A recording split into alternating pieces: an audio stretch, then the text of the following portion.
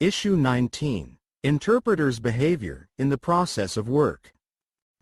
How should an interpreter behave in different working situations? How should he dress and choose his place at an event? What should he do in case of a conflict? Let us try to answer these questions.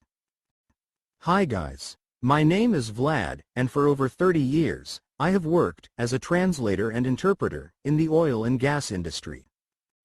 An important factor of interpreters' success is correct behavior at different official events and working meetings. Actually, it is mainly related to consecutive interpreters because participants of events normally do not see simultaneous interpreters or translators. What situations may arise in the process of interpreters' work and what rules should be followed? If you work in the office or at any official event, think about style of your clothes. Such issue, the interpreter can always discuss with the organizer. In most cases, it is business style. However, in case of unofficial corporate or sports event, they can ask you to wear casual clothes. Endorse this issue with the customer in advance in order not to be a black sheep and stay low-key. In the process of work, an interpreter must not attract attention with clothes, abrupt motions, or other specifics of behavior. He should keep low profile as much as possible. Therefore, it is better to avoid bright items of clothing, for example, a red tie or a scarf. Those interpreters who consider themselves to be stars, and there are many of them among us, also should remember that people came to the event to resolve their tasks, but not to the personal benefit performance of the interpreter. Therefore, it is better to be modest. Of course, you do not need just to follow restrictions. In some cases, it is important to take the lead. If you are shy or afraid to do that, the entire event can be put at risk. But what liberties can an interpreter take, and in what situations? First, it concerns the location of the interpreter, for example, at a meeting. Definitely, first of all, you need to understand who is the person that you are going to interpret. When there are many people, and the room is big, and there is no microphone, try to take a seat close to the speaker. If the notions on the right hand and on the left hand are not strictly regulated in a specific company, when possible, it can be done even before start of the event. Thus, significant convenience can be provided both for the speaker and for the very interpreter.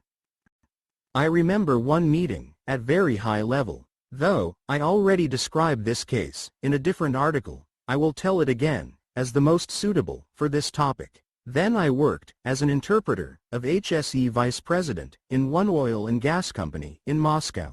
That vice president was an American lady, and once she managed to arrange a meeting of HSE vice presidents from all major oil and gas companies working that time in Russia.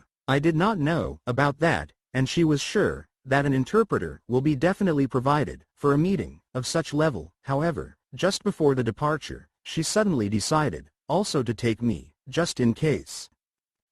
But of course, when we arrived, there was no interpreter there. I did not know even the topic of the meeting, to say nothing of its content. But that was not the most important. The most important was practical impossibility to work. There were many people, all of them sitting at the same, very long table, so long that from its one end, you could not hear and understand what they wanted to ask you from the other end, and there were no microphones. I tried to interpret, but soon realized that they could not hear me, and I could not hear them. I also saw that many participants, even without my interpretation, could understand the American lady, who also did not stand in one place, but was walking around part of the table. Possibly, from psychological point of view, it could be explained as an attempt of domination.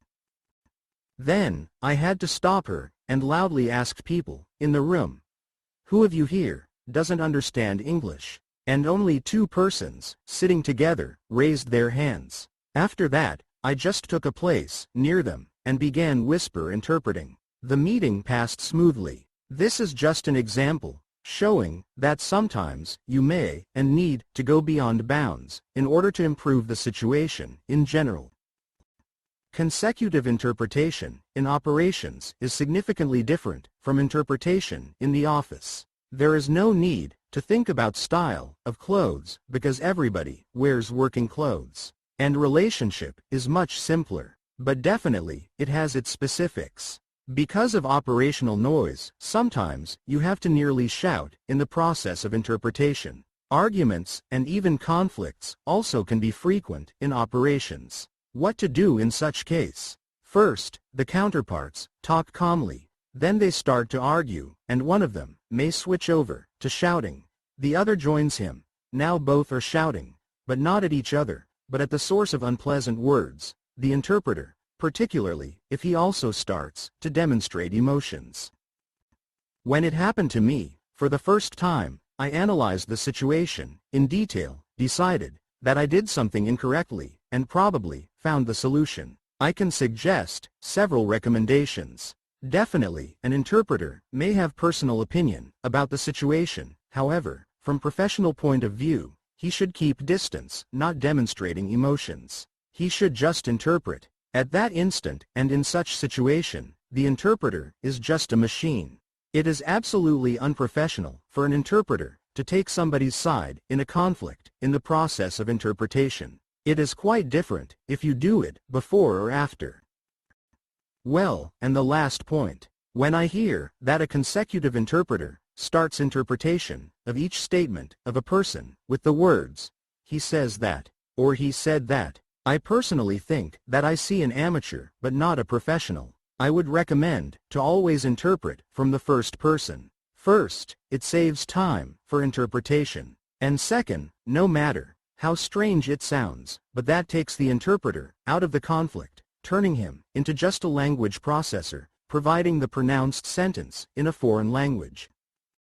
I described just several points associated with interpreters' behavior in the process of work.